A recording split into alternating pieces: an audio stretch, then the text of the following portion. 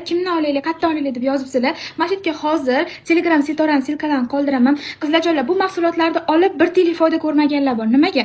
Ularda konsultatsiya, ya'ni ozdirish yoki semirtirish ratsionlari to'g'ri tuzilmagan bo'ladi. Eng asosiysi bu mahsulotlarni zo'r ishlab berishi sizga tuzilib bergan menyuda. Sizga har bir insonga individual menyu tuziladi. Ya'ni siz qanaqa semirgansiz, qanaqa muammolaringiz bor, hammasini o'rganib chiqib, setora sizga noldan o'zingiz uchun alohida menyu tuzib beradilar. Shuning uchun duch kelgan joydan emas, обязательно Setorani o'sha 3-4 marta tavsiya qilishim.